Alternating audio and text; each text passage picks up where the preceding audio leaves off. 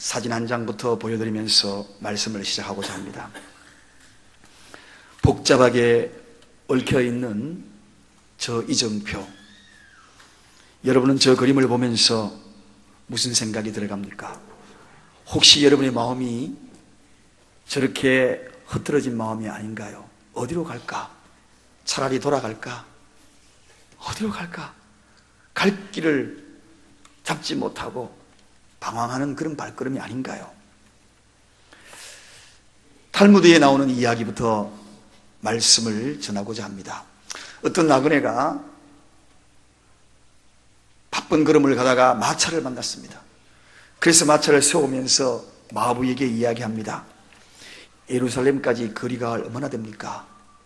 얼마 만에 몇 분이면 갈 수 있습니까? 그렇게 이야기하니까 이 마부가 이야기합니다. 한 30분 정도면 갈 겁니다. 아, 그래요? 그러면서 나그네가 마부에게 자기의 마음을 표현했다고 생각하고 마차에 탄 겁니다. 마차에 타가지고 한참 달렸어요. 한 30분 지났을까? 눈을 떴어요. 30분이 지났는데 예루살렘 다 왔습니까? 그렇게 마부에게 물으니까 아니요, 여기서 1시간 거리인데요. 그렇게 이야기하는 거예요. 무슨 소리입니까? 아까 30분이라고 말씀했지 않습니까? 그러니까 이 마부가 이야기합니다. 이 마차는 거꾸로 가는 마차입니다. 그렇게 이야기하더래요. 반대 방향으로 가는 마차인데 라고 이야기를 하더라고 합니다. 사랑하는 여러분, 중요한 것은 거리도 아닙니다. 중요한 것은 속도도 아닙니다. 중요한 것은 방향입니다. 방향입니다. 여러분이 가고 있는 이 방향, 혹시라도 잘못 가고 있다면 돌이키십시오. 이제 다시 하나 사전을 보여드리겠습니다. 이 방향으로 돌이키십시오. 이 방향이 어디냐고요? 바른 방향으로 가야 될 방향입니다. 정해진 방향입니다. 포기할 수 없는 방향입니다. 반드시 가야 될 방향입니다.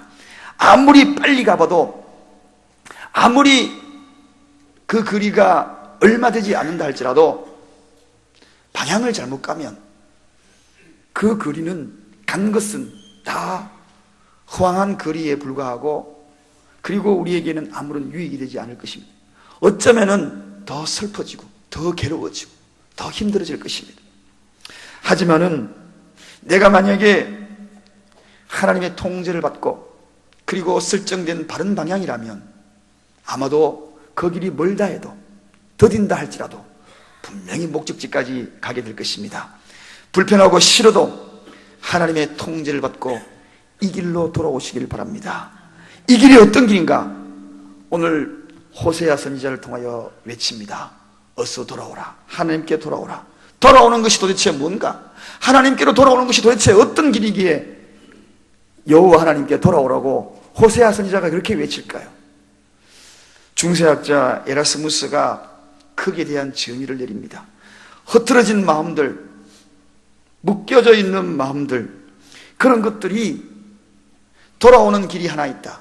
하나로 모아지는 하나가 그 힘이 있다. 그것은 근원으로 돌아가는 것이다. 근본으로 돌아가는 것이다. 그렇게 얘기했습니다. 사랑하는 여러분, 근본이 뭡니까? 하나님의 백성들이 근본으로 돌아가야 될 것이 뭔가요? 이 길로 돌아가면 어디로 가는 길이기에 근본이라고 이야기할 수 있을까요? 그 길이 어디입니까? 천국 백성들이, 믿음의 백성들이 돌아가야 될 그 길이 어디인가요?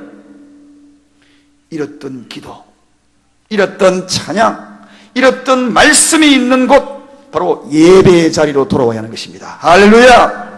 예배의 자리로 돌아와야 하는 것입니다. 그런데 여기 또 하나의 문제점이 있습니다. 예배의 자리에 왔다고 해서 다 예배자냐? 그게 아닙니다. 여러분, 오늘 이 가운데에 기도하면서, 이 예배에 찬양하면서, 오늘 이 시간에 말씀을 들으면서 감격과 감동이 있습니까? 감격과 감동이 있어야만이, 신령과 진정으로 드려진 그 예배가 되어야만이 예배 자리로 돌아오는 것입니다. 수없이 오늘 주일날 많은 인파들이 쏟아져 가서 예배 드리고 그리고 돌아갈 것입니다. 그것이 형식이었다면 오늘 우리는 돌아가야 합니다. 진정한 예배자로 돌아가야 합니다. 이 시대의 진정한 예배자를 하나님이 찾고 계십니다. 그 예배자가 바로 여러분이 되시기 바랍니다. 바로 이 자리에 앉아있는 여러분이 되시기 바랍니다.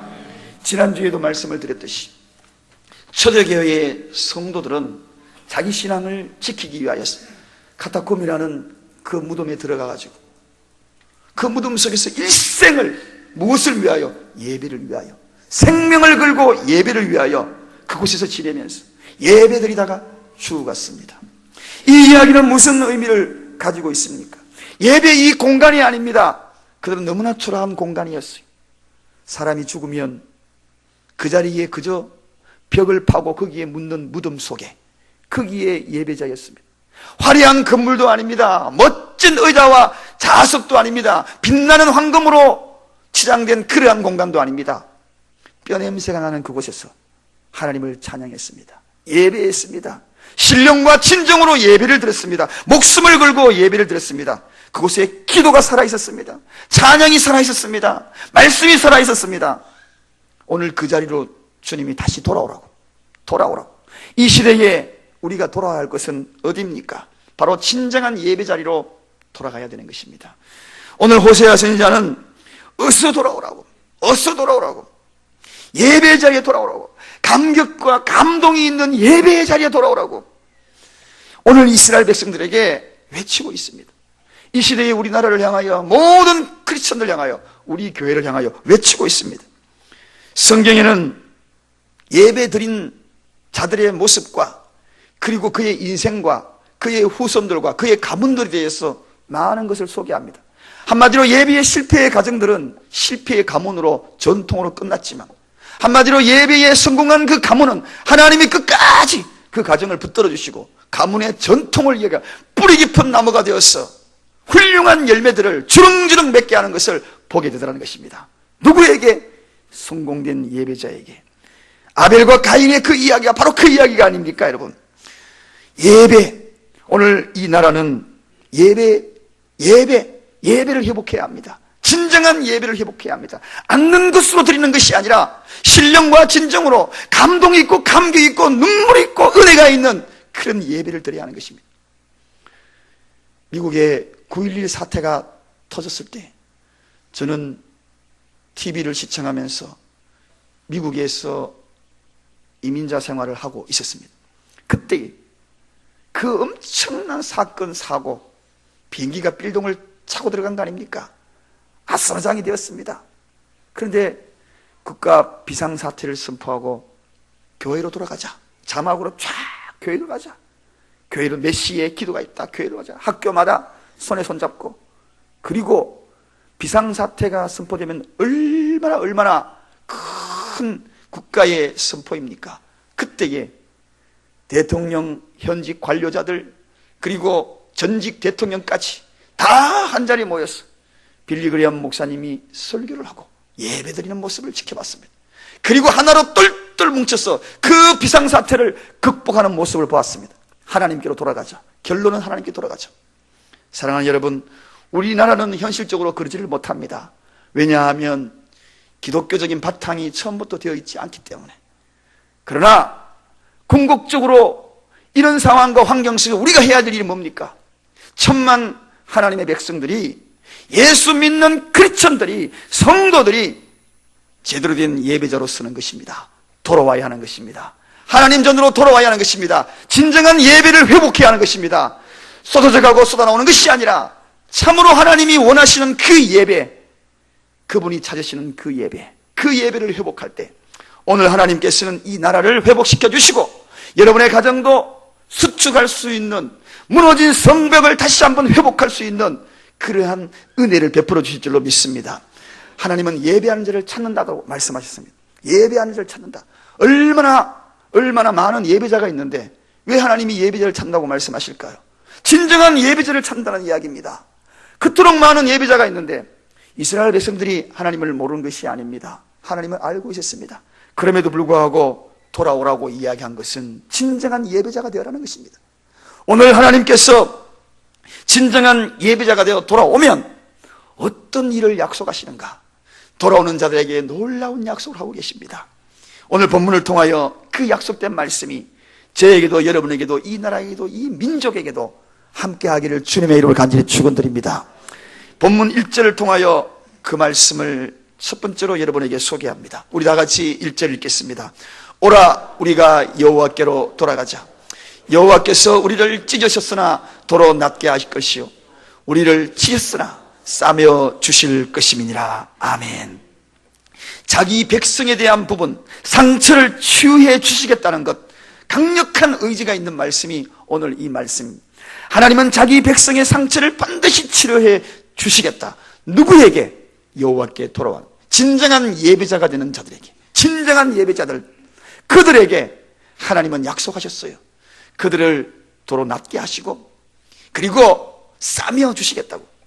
사랑하는 여러분, 오늘 이 예배에 여러분이 신령과 진정으로 드려지는 예배가 되기를 바랍니다. 그럴 때에 여러분의 가정을 싸매어 주실 겁니다. 낫게 하여 주실 것입니다. 여러분의 환경을 싸매어 주실 겁니다. 낫게 하여 주실 것입니다. 치료하여 주실 것입니다. 그동안에 아팠지요. 매 맞으니까 아프죠. 하나님은 왜 매를 대시는지 아십니까? 이스라엘 백성들을 바벨론이라는 막대기 들어서 왜 매를 댔겠어요? 돌아와서 진정한 예배자가 되어라고. 신령과 진정으로 드리는 예배, 삶으로 예배드려 세상을 예수께로 인도하는 그런 예배자가 되어라. 그래서 그들을 막대기를 댄 겁니다. 그렇지만 목적은 그 막대기가 중요한 것이 아닙니다. 돌아와서 진정한 예배자를 원하셨던 것입니다. 사랑하는 여러분, 아프신 것들, 그리고 힘에 겨워서 고통스러웠던 일들, 오늘 진정한 예배자가 되어서 치유함 받기를 주님의 이름으로 축원드립니다. 행복한 인생은 예배에 성공할 때부터 출발이 되는 것입니다. 이것이 오늘 저와 여러분이 자각한다면, 진정으로 이 말씀을 깨닫는다면 오늘 이 예배를 통하여 놀라운 은혜를 누릴 것입니다. 그 누군가가 치료받고 갈 것입니다. 육체의 치료받고, 정신적인 치료받고, 영적인 치료받고, 마음의 치료받고, 상처 치료받고 낫게 하실 것이라. 싸매어 주실 것이라. 사랑하는 여러분, 절대적으로 우리 하나님이 오늘 이 나라에게 요구하는 것, 모든 크리스천들, 천만 크리스천들이 진정한 예배자가 되기를 원합니다. 그래서 돌아오라고. 오직 여호와께 돌아와서 진정한 예배자가 되어서 또한 삶으로 예배드리는 그들을 원하시는 주님의 음성이 오늘도 호세아 선지자를 통하여서 돌아오라 이렇게 주님이 말씀하시는 것입니다. 당시에 호세아가 활동하던 이 이스라엘은요, 혼돈의 역사 속에 휘말려 있었습니다. 백성들은 마음이 갈기갈기 찢겨졌어요. 불신들이 만연했습니다. 모든 권력자들이 눈이 어두웠어. 정치인들이 어두운 눈을 가지고, 그리고 그들의 권력의 야욕을 가지고 꿈꾸던 혼란의 시대였습니다. 인심도 각박해졌어요. 도덕이 문란해져 있었습니다. 종교가 타락해져 있었습니다. 어찌 보면 우리나라의 현실이 아닌가, 어찌 보면 지금 현실이 아닌가. 그때의 근본으로 돌아가는 것입니다. 문제가 혼탁할 때는 근본을 풀어야 합니다. 여러분의 가정에 어려운 문제 딱 봉착하거든 그 문제만 바라보지 마십시오. 그 문제를 바라보면 해결의 실마리가 풀리지 않습니다. 근본을 풀어야 합니다. 근본을 풀어야 합니다. 그 근본이 뭔가요? 여호와께로 돌아가는 겁니다. 여호와께 돌아가는 것이 뭔가요? 예배자가 되는 것입니다. 진정한 예배자가 되는 것입니다. 그래야 하나님이 고쳐주십니다. 그래야만이 치유받을 수가 있는 겁니다. 그래야만이 이 나라가 회복되게 될 줄로 믿습니다. 혼란이 아무리 거듭되고 한다 할지라도 신령과 진정으로 드리는 이 나라의 많은 하나님의 교회들이, 하나님의 백성들이 진정한 예배자가 된다면 하나님은 이 나라를 다시 회복시켜 주실 줄로 믿습니다. 소돔과 고모라를 향하여 하신 말씀이 무엇입니까? 의인 10명을 찾았던 것입니다. 오늘날 이 시대의 의인의 평가가 어디입니까? 오늘날 교회입니다. 하나님께서 5,000분의 1, 즉 소돔과 고모라는 5만 명이 살았다 그랬습니다. 그 가운데에 10명이면 5,000분의 1입니다. 5,000분의 1이라도 제대로 된 하나님의 백성들이 제대로 된 예배를 드리는 교회가 있다면, 제대로 된 성도가 있다면 하나님은 이 백성을 용서하여 주실 줄로 믿습니다. 다시 세워주실 줄로 믿습니다. 두 번째입니다. 하나님은 바로 이렇게 낫게 하시고 그리고 치료해 주실 것이지만 그 약속이 막연하면 되지 않지요. 하나님은 분명하게 말씀하시요. 2절로 한번 가보겠습니다. 2절 우리 다 같이 읽겠습니다. 시작. 여호와께서 이틀 후에 우리를 살리시며 제3일에 우리를 일으키시리니 우리가 그 앞에서 살리라. 보십시오. 여기에 명쾌합니다. 하나님은 어설프게 두리뭉실하게 그렇게 말씀하지 않았어요. 여러분, 우리 신앙은 항상 두리뭉실해요.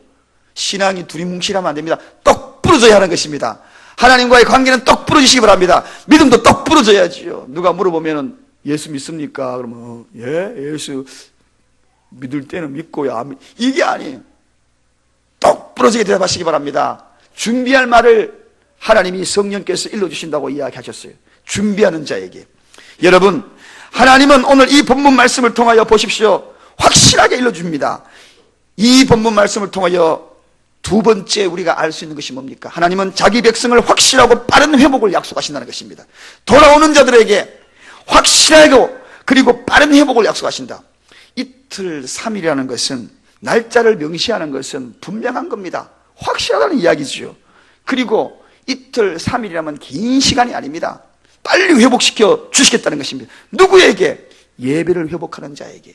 신령과 진정으로 참으로 하나님이 기뻐하는 그런 아벨의 제사를 드리는 이들에게 주님은 말씀하셔요. 또한 삶 속에서 예배자의 모습으로 살아가는 그들에게 오늘 구체적으로 말씀하지 않습니까? 이틀 후에 내가 살리겠고 3일 후에 내가 일으키고, 그리고 우리가 하나님 앞에 살리라 살아나리라. 예배자는 살리는 것입니다. 여러분, 어떤 할머니 앞에 실패한 한 사람이 서 있었습니다. 그 사람이 바로 로버트 술로 목사님이 목회에 실패하고 모든 걸 실패하고 이제는 성직자로서의 살아갈 의욕도 없고, 그래서 공원에 앉아가지고 낙엽이 뒹굴고 있는 그 모습을 지켜보면서 저 모습이 내 모습이 아닐까? 이리저리 흩날리는 그 낙엽을 바라보면서 나도 저런 모습일 거야. 절망의 눈빛으로 그러고 있을 때에 할머니 한 분이 이야기합니다. 당신은 지금 내가 보니까 되게 실망스러워하고 있는데 무엇이 그리 실망스럽습니까? 그렇게 이야기합니다. 예, 사실은 여차여차해서 제가 몸부림을 쳐봤지만 목회 실패자로 나왔습니다. 부끄럽습니다. 절망입니다. 그렇게 이야기할 때에 이 할머니가 이야기합니다. 저는 어떤 어려움이 와도 선생님처럼 목사님처럼 절망하지 않습니다. 왜냐고요? 저는 3일의 비밀을 알고 있기 때문입니다. 3일의 비밀이 뭡니까? 3일의 비밀, 목사님, 예수님께서 무덤 가운데 묻히셨어요. 그건 절망입니다. 그런데 3일 후에 부활하셨지 않습니까? 할렐루야! 이게 바로 3일의 비밀입니다. 사랑하는 여러분, 여러분에게 3일의 비밀을 오늘 깨우치시는 귀한 시간 되기를 바랍니다. 우리에게는 3일의 비밀이 있습니다. 제자들이 만약에 3일의 이 비밀을 알았더라면 도망갔겠습니까, 여러분? 도망가지 않았을 겁니다. 예수님이 십자가 져야 된다는 그 이야기, 그 비밀을 분명히 제자들에게 일러주셨어요. 내가 인자가 십자가 지고 난 다음에 사흘 후에 내가 다시 일어나리라. 그런데 제자들은 건성건성 들었습니다. 그저 한 귀로 듣고 한 길로 흘러버렸어요. 믿음으로 받아들이지 않았습니다. 그래서 도망자가 되었습니다. 뿔뿔이 흩어졌습니다. 그러나 여러분, 저와 여러분은 이 사실을 믿고 있습니다. 이미 부활 사건을 믿고 있기에 오늘도 이 자리에 나와 있습니다. 오늘도 그 3일의 비밀을 깨달은 자가 되었습니다. 그러므로 우리는 절망하지 않습니다. 희망의 노래를 부릅니다. 저는 이 대한민국이 이런 혼돈의 시기를 보내고 있는 것을 굉장히 희망의 모습으로 봅니다. 왜? 3일의 비밀을 알고 있기 때문에. 할렐루야! 예배자로 돌아오는 그 시간에 하나님은 이틀 후에 우리를 살리시고 3일 후에 우리를 일으키시리라 약속하셔 주셨습니다. 누구에게? 예배자로. 3일의 비밀. 어떤 절망에도 넘어지거나 낙심하고 쓰러져 있는 시간이 길지 않기를 주님의 이름으로 축원드립니다. 일어섬의 시간이 빨라지시기를 주님의 이름으로 축원드립니다. 사랑하는 여러분, 은혜 안에 사는 길, 그것이 바로 우리가 해야 될 일이요, 바로 이렇게 분명하게 하나님이 약속하신 이 약속의 말씀, 이 말씀을 붙들어야 하는 것입니다. 그래서 우리는 주께로 가까이 가는 겁니다. 주께로 가까이. 왜 가까이 가는가? 3일 만에 비밀이 있기 때문에. 3일이라는 이 비밀이 있기 때문에. 예수님이 보여주신 그 부활의 예표가 바로 여기에 있어요. 3일 만에 살리라. 3일 만에 살리라. 오늘 이 본문 말씀을 현대인의 성경에는 이렇게 쉽게 풀어놨습니다. 그의 나타나심은 동이 트는 것처럼 확실하게 오시고 봄비처럼 오신다. 그렇게 설명하고 있습니다. 확실하게 오시고 어떻게? 동이 트는 것처럼. 오늘 아침에도 어김없이 동이 텄을 겁니다. 그리고 봄비가 어떤 의미를 가집니까? 봄비. 여러분, 겨울 내내 얼어붙었던 그 땅에요, 그 속에는 각기 식물들이 준비하고 있어요. 그러다가 봄비가 한번 싹 내리면은 땅이 노곤노곤해지고 바들바들해지더니만은 새싹을 쏙 하고 내밀어요. 나무 가지 속에서 세포들이 막 움직이기 시작합니다. 낙엽이 나오려고. 그리고 봄비가 오면 마지막 봄비 오고 이틀 후에 싹 문을 열고 나가면 새싹이 쑥 나와 있어요. 이게 봄비입니다. 사랑하는 여러분, 봄비처럼 주님이 우리에게 다가오실 것입니다. 아니, 우리가 이미 그런 마음의 결단만 하면 진정한 예배자가 내가 되어야 되겠다. 오늘 이 시간에 여러분이 그래, 목사님 설교 말씀 듣고 내가 정말 그런 예배자가 되어야 되겠구나. 목숨을 걸고 드렸던 초대 교인들만큼은 아니더라도 정말 최선을 다하여 예배드려야 되겠구나. 이 마음을 가지는 그 순간부터 주님은 다가오고 계셔요. 봄비를 준비하고 계십니다. 그리고 우리를 살리실 계획을 가지고 다가오고 계시고 동틀 준비를 하고 계신다는 것입니다. 우리가 왜 희망의 노래를 부릅니까? 우리에게는 희망의 노래를 불러야 될 이유가 있습니다. 하나님과의 관계입니다. 여러분, 하나님과의 관계가 뭔가요? 저와 여러분들은 하나님과의 관계가 분명한 사람들입니다. 어떤 관계입니까? 계약의 관계입니다. 여러분, 하나님 앞에 그분을 영접하고 그리고 그분의 인치심을 받았다, 성령의 인치심으로 점을 탁 찍은 이들은 계약적인 관계입니다.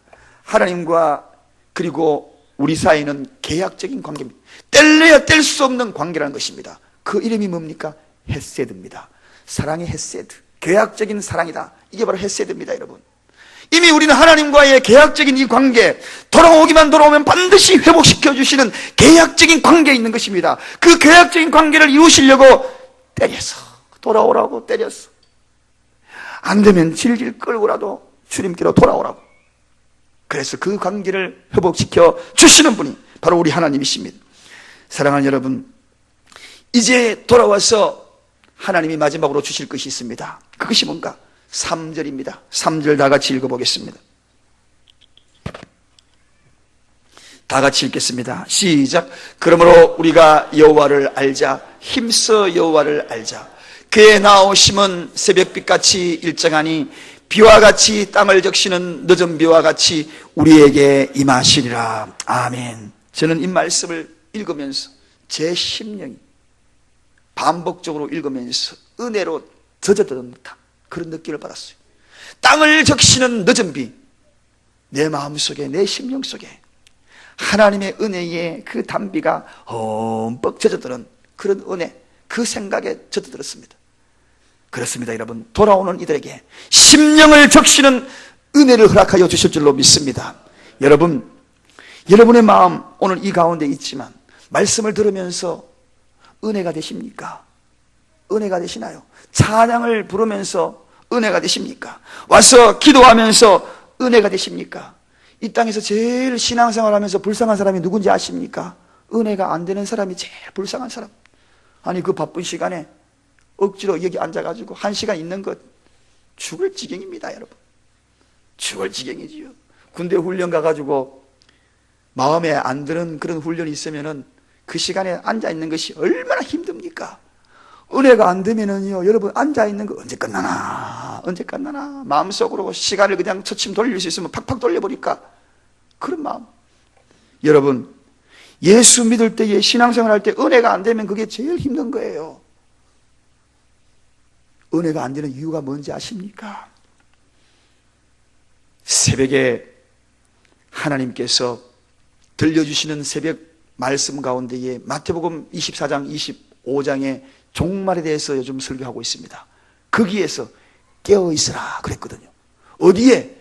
기도에 깨어있으라, 은혜에 깨어있으라, 성결에 깨어있으라 그랬어요. 힘써 여호와를 알자. 하나님 깨어있기 위해서는 힘써 여호와를 알아야 되겠다. 오늘도 말씀 한 절을 놓치지 아니하고 내가 오늘 그 말씀의 심령의 문을 열고 아멘으로 화답하고 하나님, 내가 하나님 은혜를 받아야 되겠습니다. 은혜를 누려야 되겠습니다. 은혜에 깨어있어야 되겠습니다. 이 심령으로 있는 그들이 은혜에 깨어나는 것입니다. 그렇지 아니하고 무덤덤 있으면 너무 힘들 거예요. 은혜에 깨어있으라. 주님이 마지막 때 하신 말씀이 뭔지 아십니까? 깨어있으라 그랬어요. 이 시대에 교회가 다 잠들어 있습니다. 기도가 잠들어 있습니다. 은혜가 잠들어 있습니다. 찬양이 잠들어 있습니다. 불러도 그 찬양이 은혜가 되지 않습니다. 왜 그렇습니까? 은혜가 잠들어 있기 때문에 그렇습니다. 우리 사랑교회는 이 은혜에 깨어나야 합니다. 은혜에 깨어나야 합니다. 절박한 심령으로 하나님은 말씀하십니다. 여호와를 알라, 힘써 알라, 힘써 알았어. 은혜에 깨어나야 되는 것입니다. 그래야지 우리가 다시 오늘 주신 하나님의 약속대로 싸매어지고 치료함을 받고 빨리 일어나고 사흘에 일어나고 이틀에 살아나는 그런 역사가 나타나는 것입니다. 오늘 말씀을 들으면서 하나님의 은혜가 여러분의 심령을 적시기를 주님의 이름으로 축원드립니다. 스펀지처럼 쭉쭉 빨려 들어가기를 주님의 이름으로 축원드립니다. 그 은혜를 회복해야 합니다. 은혜 회복하는 것이 가장 큰 문제입니다. 고갈되어 있습니다. 메말랐습니다. 은혜를 회복하는 것이 오늘 이 땅에 우리가 해야 될 가장 소중한 것입니다. 그러기 위해서 예수를 더 알기를 노력하십시오. 예수도 알기 원하면 크고도 넓은 은혜와 대속해 주신 사랑을 간절히 알기 원하네. 내 평생의 소원, 내 평생의 소원, 대속해 주신 사랑을 간절히 알기 원하네. 내 평생의 소원이 뭐냐? 주님을 더 간절히 알아가지고 은혜에 깨어나는 것, 그것이 바로 내 평생의 소원이 돼요. 주님께 돌아와서 힘써 알기를 노력하십시오. 1:1 제자 양육반 신청 좀 많이 하시기 바랍니다. 기다리고 있어요. 중보기도 밤에도 하고 끝나면 또 시작할 거예요. 여러분, 예수를 더 깊게 알기를 노력하십시오. 은혜를 누려야 됩니다. 쏟아놓기를 원하시는 하나님, 적셔놓기를 원하시는, 땅을 적시는 그 은혜를 준비하고 있는데 그 준비한 것을 우리가 누리지 못하는 것은 알기를 힘쓰지 않았어. 알기를 힘쓰지 않으려. 사랑하는 여러분, 마음의 진정한 기쁨이 여러분에게 있기를 원합니다. 은혜가 넘치면 기쁨이 있는 거예요. 은혜가 있으면 찬양하면서도 기쁨이 넘치는, 기도 끝나고 은혜가 넘치면 확신이 있는 겁니다. 예배드리고 은혜가 넘치면 돌아가는 발걸음이 둥실둥실 둥실둥실 어야 둥실둥실. 예배 끝나고 돌아가도 전혀 감각이 없다면 어떻게 되겠습니까? 치유함 받기를 원하십니까? 은혜에 깨어나시기를 주님의 이름으로 축원드립니다. 결론입니다. 기도의 자리, 찬양의 자리, 말씀의 자리, 말씀 들을 때마다 여러분의 마음 속에 넘치는 은혜의 빗줄기들이 쏟아지는 역사가 나타나기를 주님의 이름으로 축원드립니다. 그리하여 자기 백성의 상처를 치유해 주시고 자기 백성을 확실하고 빠른 회복을 허락하시고 심령을 적시는 은혜, 그 은혜를 누리기를 예수 그리스도의 이름으로, 성령의 이름으로, 하나님 아버지의 이름으로 간절히 축원드립니다. 기도하겠습니다.